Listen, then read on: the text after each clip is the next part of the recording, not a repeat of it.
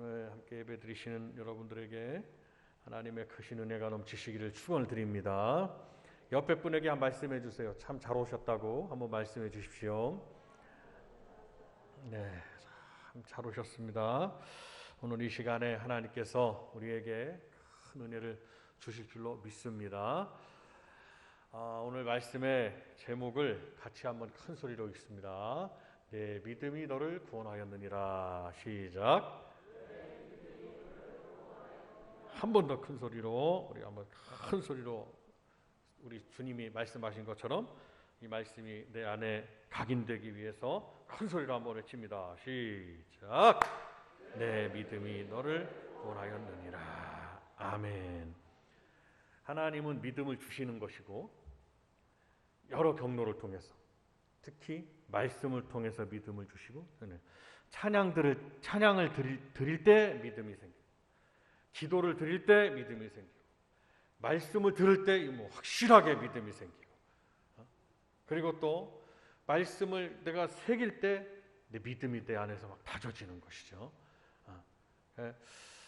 믿음, 하나님 우리에게 말씀을 주시고 믿음을 주시고 우리 성도들은 이 믿음을 받아들이고 믿음을 간직해야 되는 것입니다.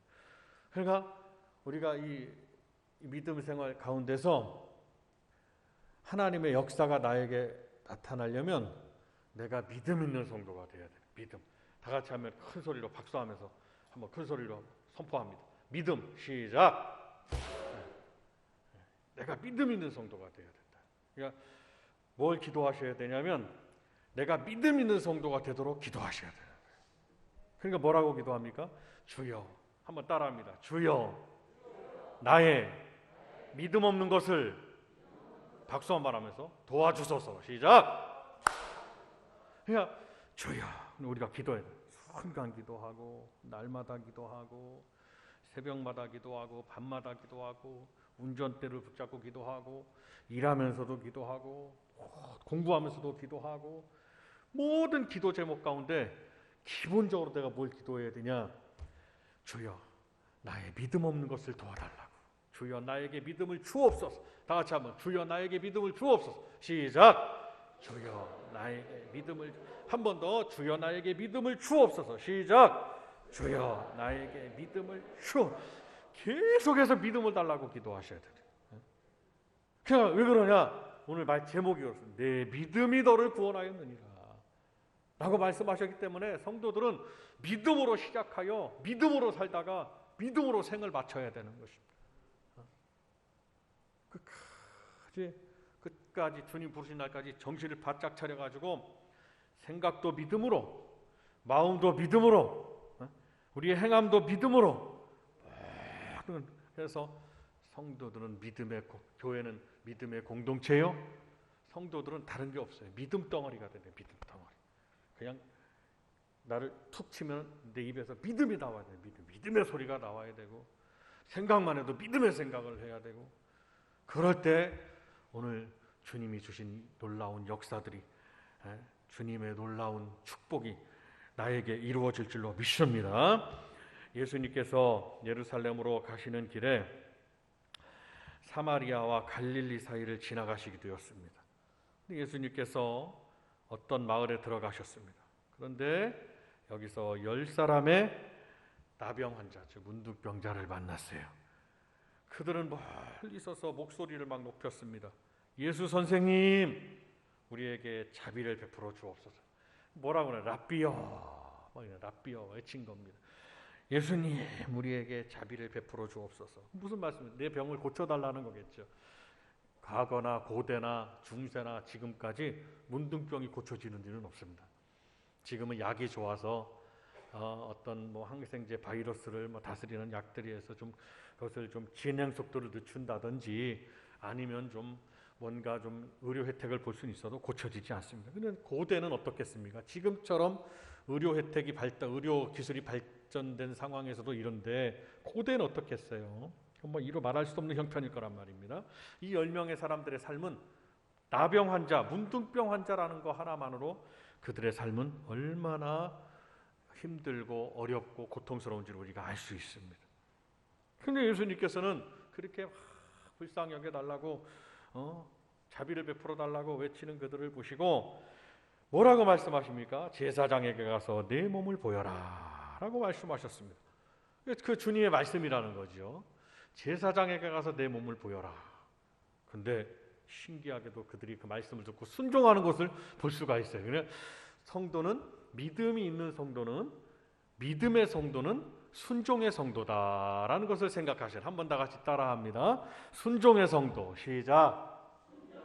옆에 분에게 한번 말씀해 주세요. 순종하는 성도가 되자고 말씀해. 시작. 순종하는 성도. 순종하는 성도가 되셔야 돼요. 믿음 있는 성도는 순종하는 성도요.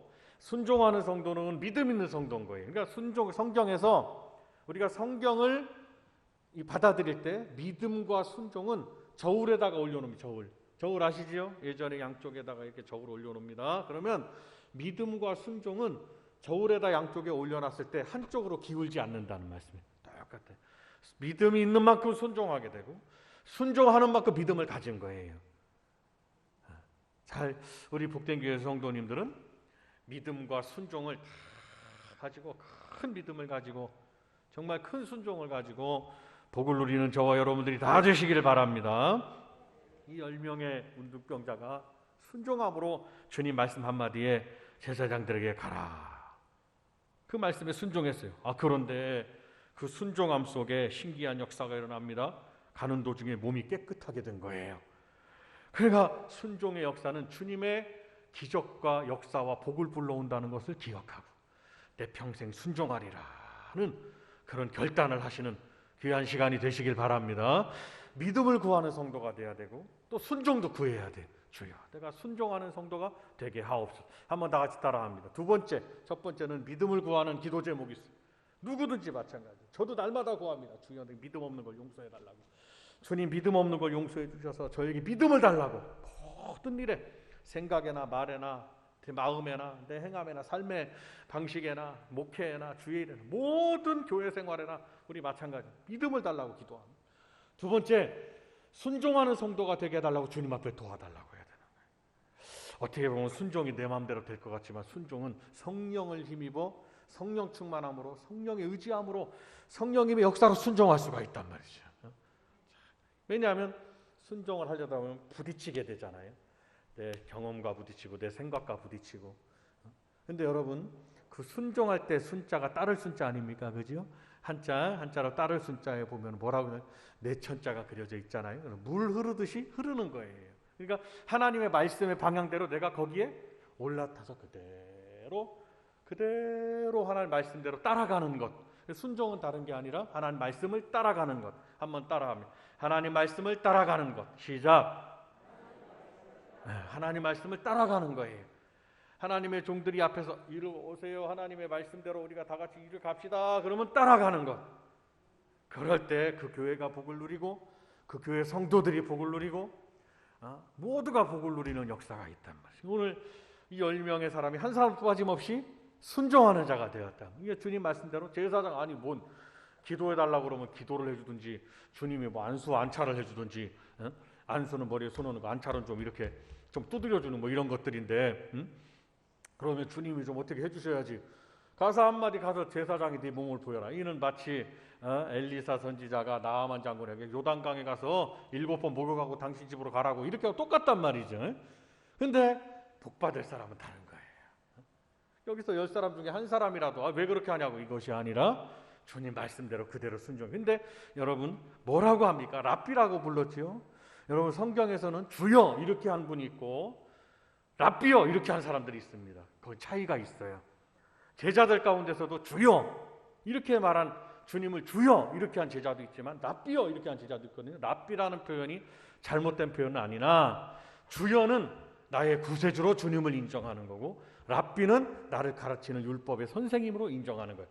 그리고 이스라엘은 랍비라는 칭호만 들어도 굉장한 높임을 받는 겁니다. 그러나 주님은 랍비라는 분으로 높임을 받으시는 분이 아니라 구세주로 높임을 받을 분이라는 거죠. 오늘 이 사람들은 랍비요, 주님은 랍비로 생각한 거예요. 랍비. 그렇지만 주님의 말씀에 순종했을 때 가는 도중에 몸이 다 깨끗하게 되었습니다. 근데 그들이 몸이 깨끗하게 되었으면 주님의 역사에 대한 감사로 주님 앞에 나와야 될 것인데 한 사람이 자기가 나온 곳을 보고 돌아와서 큰 소리로 하나님께 영광을 돌리고 주님 앞에 감사를 드린 겁니다. 그러니까 한 사람이요, 10명 중에 9명은 갈 길로 가고 한 사람이 주님 앞에 온 거예요. 그러면 역사를 똑같이 체험했어도 우리 성도들에게 마지막까지 주님에게 인정받는 믿음의 모습은 뭐냐? 바로 주님 앞에 감사함으로 나와야 되는 거예요. 첫 번째는 믿음을 구합니다. 우리가 기도할 때. 두 번째는 순종을 구합니다. 주여 내가 순종케 하옵소서. 세 번째는 그 무엇보다도 중요한 감사를 구하는 성도가 되셔야 되는 거예요. 믿음과 순종과 감사의 내용이 있습니다. 그러니까 우리 성도들이 기도할 때 주여 내가 감사하는 성도가 되게 하옵소서. 한번 다 같이 한 번 더 따라합니다. 주여 내가 감사하는 성도가 되게 하옵소서. 시작. 주여 제가 감사하는 성도가 되게 하옵소서. 감사는 무엇보다도 중요한 거예요. 그러면 믿음으로 시작해서 순종하고 뭘로 바칠까요? 감사로 바쳐야 된다는 거예요. 그러니까 우리 성도들은 항상 오늘도 우리가 하나님 앞에 감사함으로 나오셨지요? 감사함으로 나오셨어요. 이게 뭐 코로나가 막 극성이고 우리가 좀 괴롭힘을 당하나 여러 가지가 있으나 참 하나님이 우리를 지켜주신 것에 감사하고, 전 그래도 저는 우리 성도님들에게 건강 주신 은혜가 얼마나 감사한지 이루 말할 수가 없어요. 코로나가 좀 걸렸어도 그냥 지나가는 역사가 있고, 오늘도 코로나 때문에 좀 몸이 불편하신 성도님들이 있습니다. 그렇지만 하나님께서 다 지금까지 지켜주시고 그냥 지나가게 하시고 환난과 풍파를 똑같이 맞으나 그냥 지나가게 하시는 거죠. 하나님이 회복시켜 주시고 고쳐주시는 거죠. 여러분 아무 염려하지 말고 우리 성도들은 모든 것에서 이렇게 감사하고 그냥 믿음으로 시작하여 순종함으로 살다가 감사로 바치는 자. 일주일 동안 삶도 마찬가지예요. 주일날 오늘 이 말씀을 듣고 내가 열문득 내가 정말 내 믿음대로 되리라 그 말씀, 믿음을 구하고 순종함으로 일주일 동안 살다가 그 속에서 이제 주일날 나오려다 보니까 참 너무 감사해. 모든 것에서 감사하다. 한번 다 같이 따라합니다. 감사. 시작. 감사.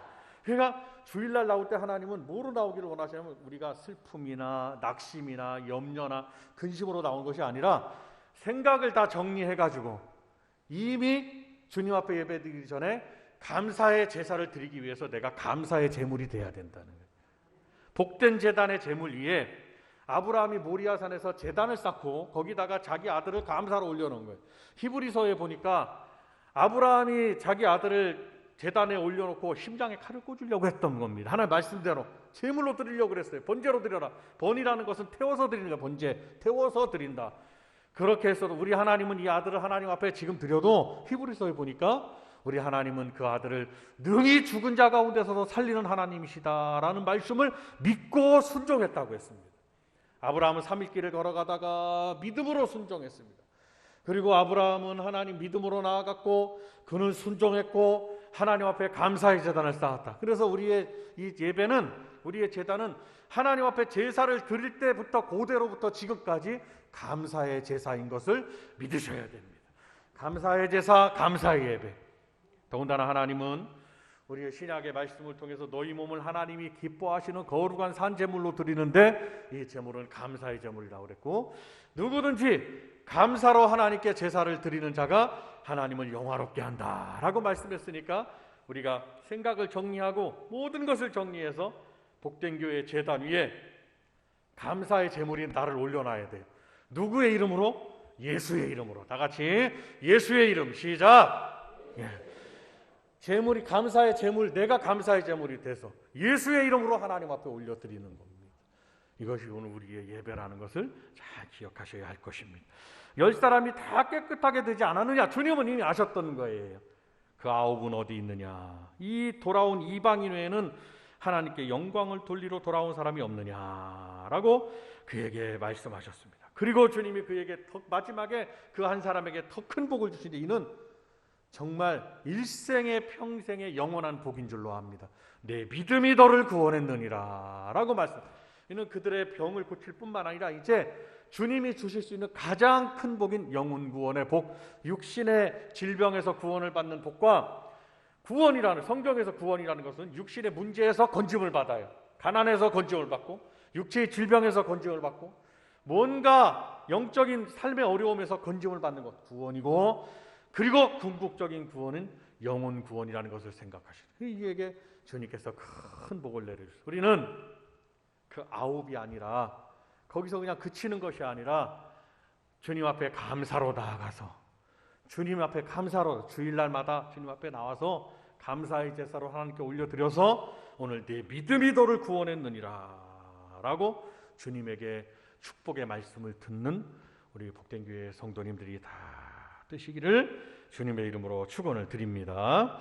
그러면 그 9사람에게는 어떤 그런 모습이 있느냐? 첫 번째로 그들은 감사가 없는 사람들인 것을 알 수가 있어요. 모두 깨끗하게 나음을 입었습니다. 한 사람만 돌아와서 예수님께 감사를 드렸어요. 9사람은 감사가 없었던 겁니다. 하나님은 무엇보다도 하나님 앞에 감사하는 성도를 더욱 감사가 넘치게 하신다는 사실을 믿으셔야 할 것입니다. 다윗이 시편 103편에도 내 영혼아 여호와를 송축하며 그의 모든 은택을 잊지 말지어다 라고 말씀하셨어요. 주일날 예배 드릴 때마다 하나님이 나와 우리 가정에게, 우리 교회 위에 베풀어 주신 하나님의 그 크신 은혜를 생각하고, 그 은혜를 생각하고 감사로 나와야 된다는 것을 말씀하는 겁니다.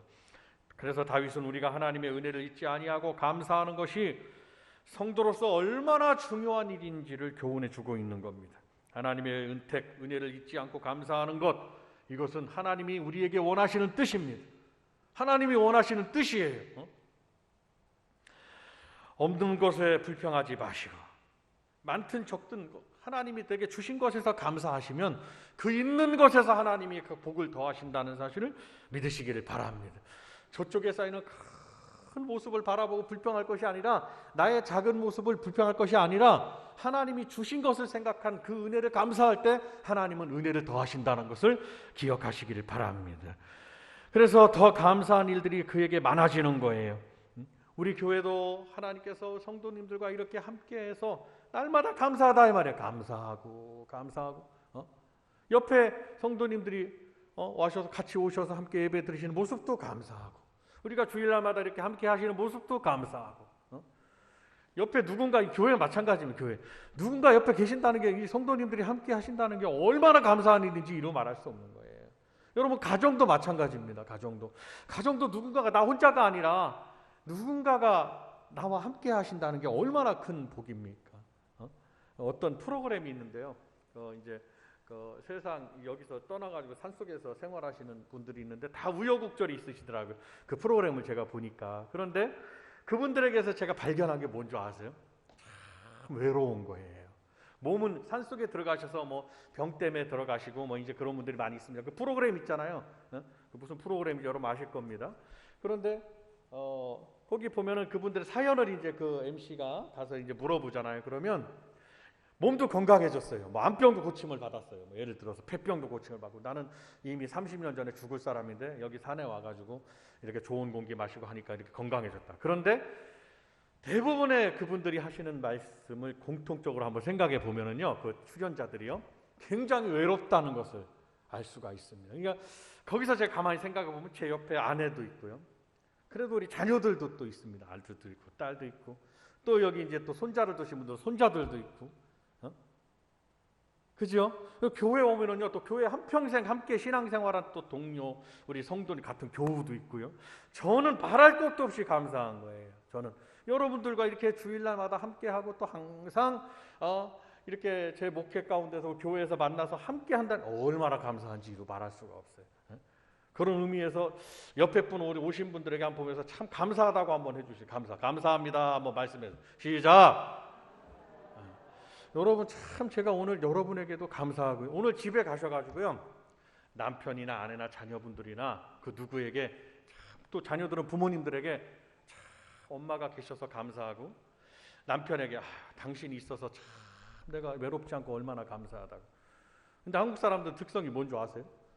감사가 없는 거예요. 내가 그런 것들을 보면 참 외롭다, 저 사람들 얼마나 외로울까.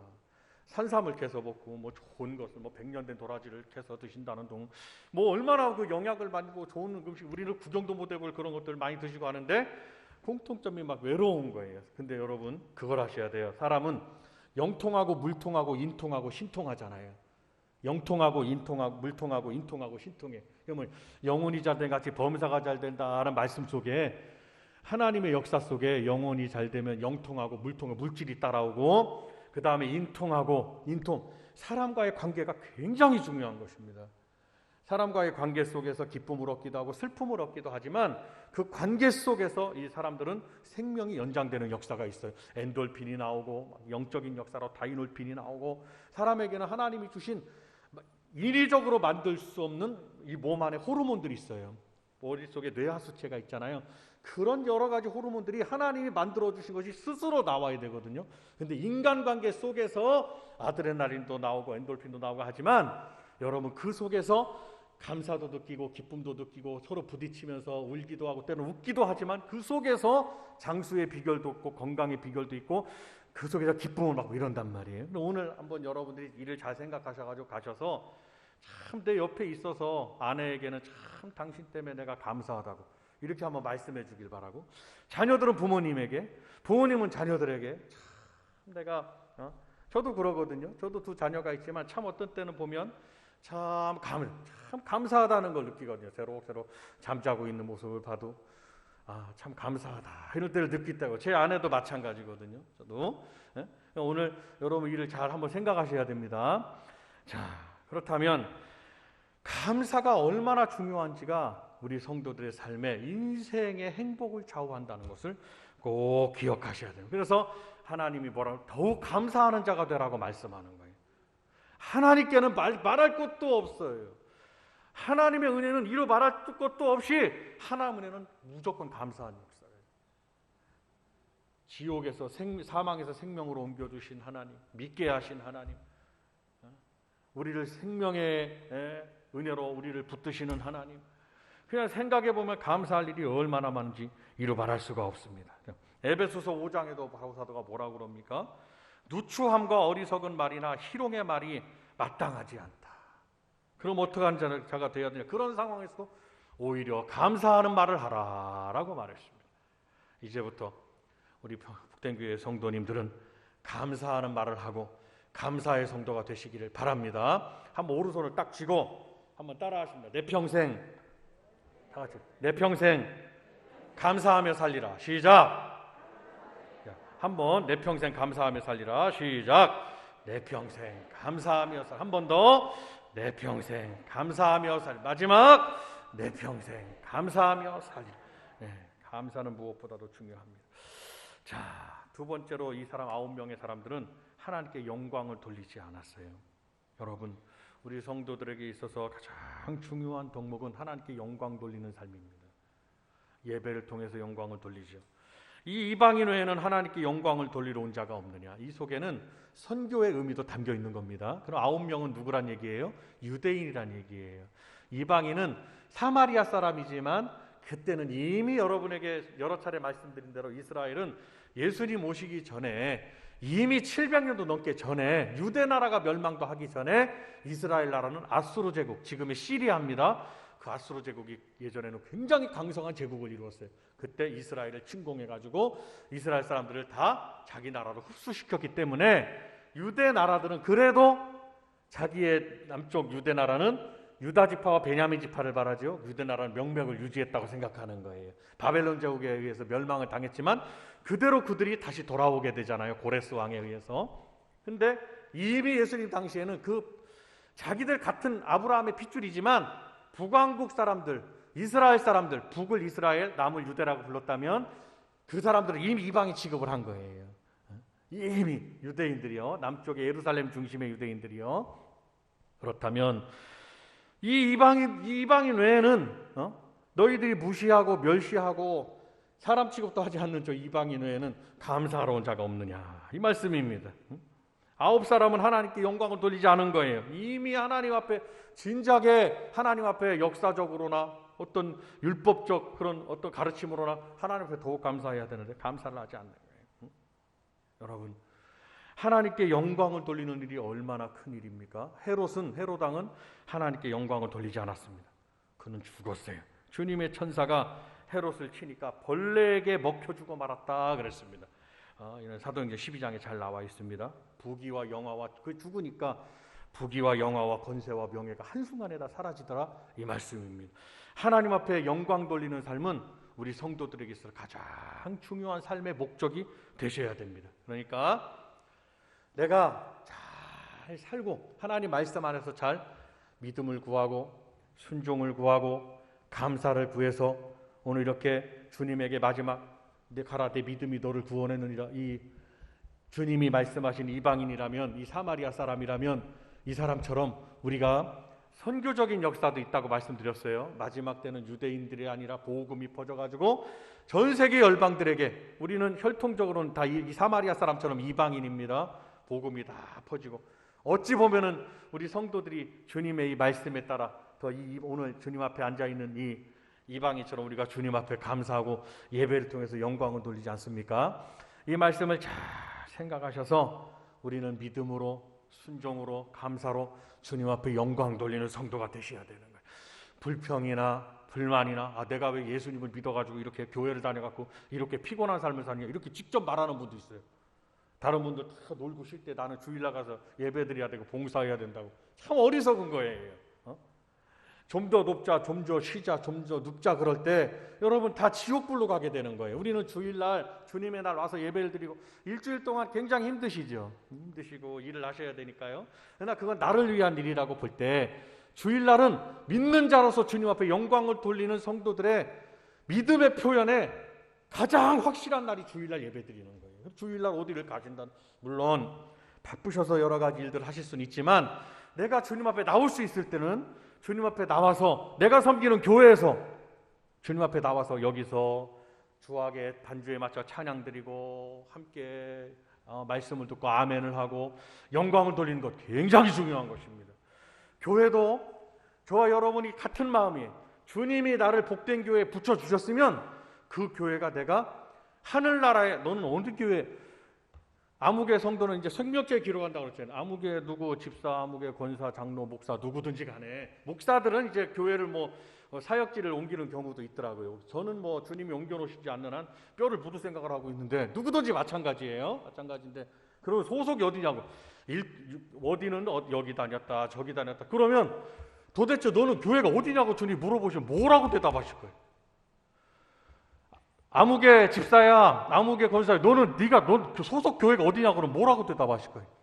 리스트를 꼽아보니까 10개도 넘어. 뭐라고 대답하실 거냐면 저는 복된 교회에서 신앙생활하다가 주님이 부르셔서 오늘 왔으면 이러셔야 될 거 아니에요. 이게 마음에 안 들어 절로 가고 저게 마음에 들어 절로 가고 저게 옮겨보니까 10군데도 넘어. 주님이 나중에 잘은 모르겠습니다만은 하나님 나라에 이르러서 주님 앞에 심판대회에 섰을 때 도대체 네 소속 교회가 어디냐고 주님 물어보실 수도 있어요. 그러나 우리 성도님들은 주님 앞에 이렇게 주님이 붙여놓으신 우리 교회에서 예배드리기 하는 장소에서 예배드릴 때 주님이 우리에게 영광을 받으시고 주님이 우리에게 복을 내리신다는 사실을 믿으셔야 됩니다. 주일날 주님 앞에 예배드리는 모습이 가장 영광을 돌리는 아름다운 모습인 것을 기억하시길 바랍니다. 세상 사람들은 다 헛된 영광을 구해요.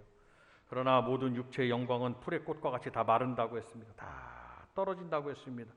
그러나 주의 말씀, 주의 영광은 세세토록 있는 거예요.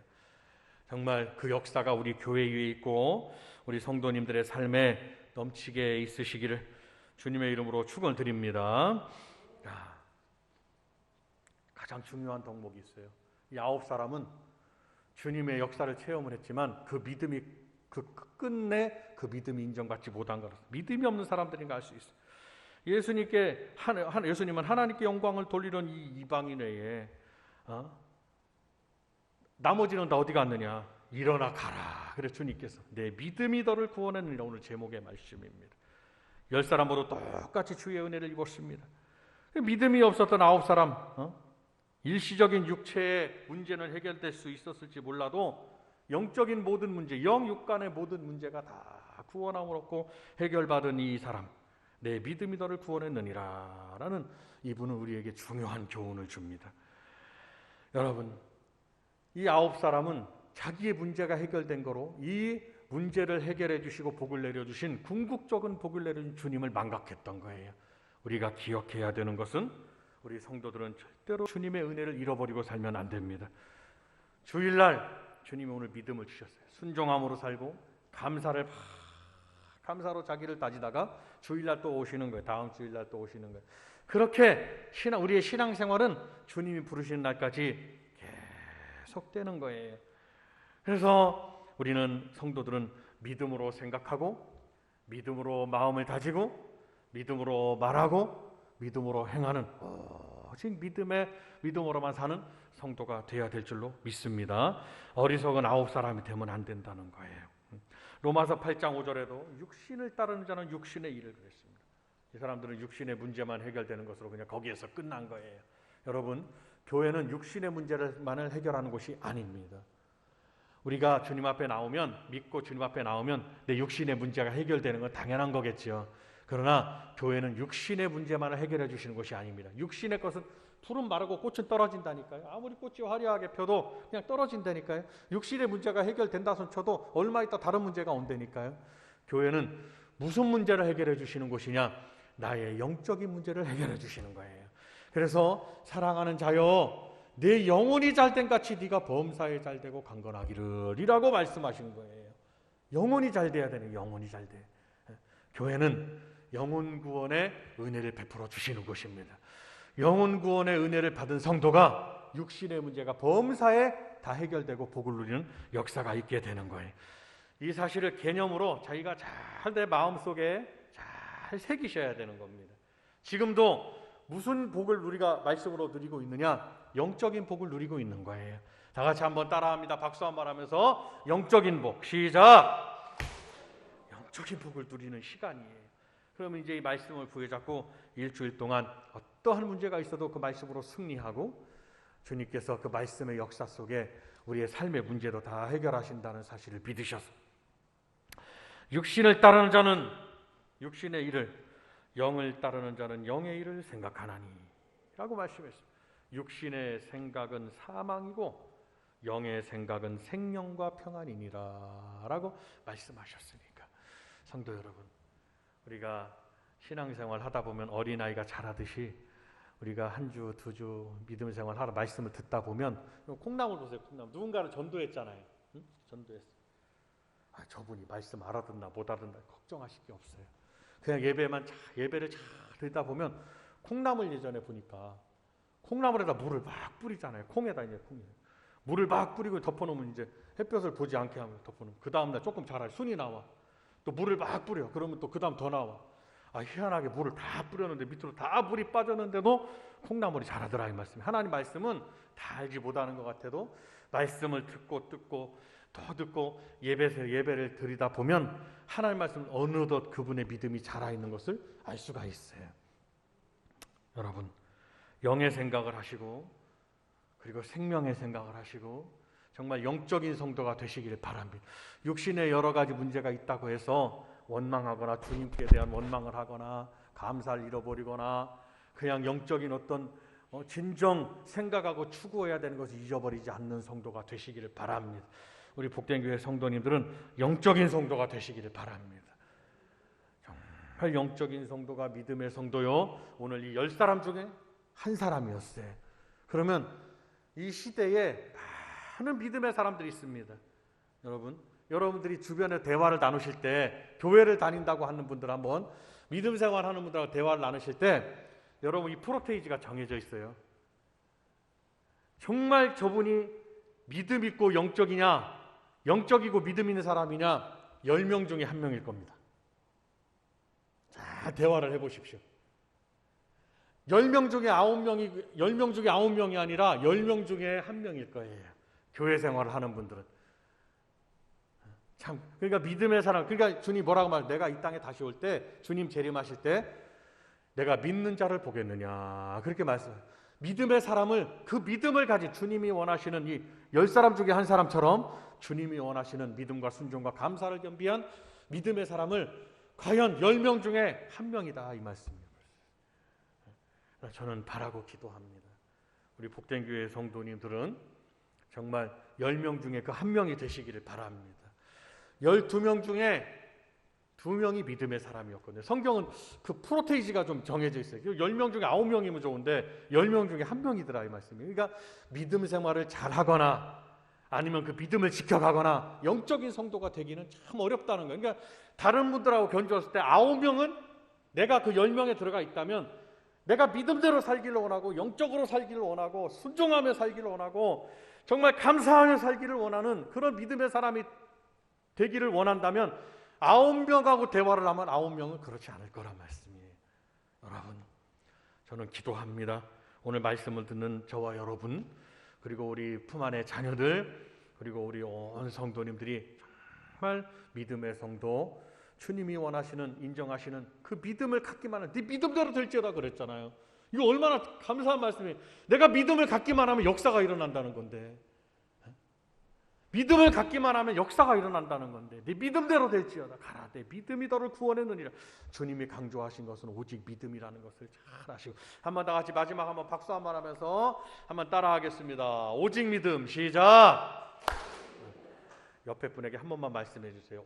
오직 믿음으로 사시라고 한 번만 말씀해 주세요. 시작. 여러분, 오늘 간곡히 부탁드립니다. 주님이 우리에게 원하시는 것은 우리가 믿음으로만 살기를 원하시니까 믿음의 역사를 체험하시고, 믿음은 천지를 다 변화시키고 하늘문이 열리고 하나님의 역사를 부른다는 것을 꼭 기억하시고, 저도 우리가 아무리 뭘 훌륭해 보여도 아무리 뭐가 대단해 보여도 가진 건 믿음밖에 없는 거예요. 우리 성도들에게는 뭐 다른 거 다 몰라도 나에게 가진 건 나는 믿음밖에 없습니다. 그래야 됩니다. 아멘입니까? 우리 복된교 성도들, 우리 모두가 나 믿음밖에 없다고, 나는 하나님을 향한 믿음밖에 없다고 이러셔야 되는, 그 믿음 속에 하나님이 역사하신다는 것을 다 기억하시고, 성도 여러분, 오직 믿음으로 사시길 바랍니다. 두 손을 한번 들어주십시오.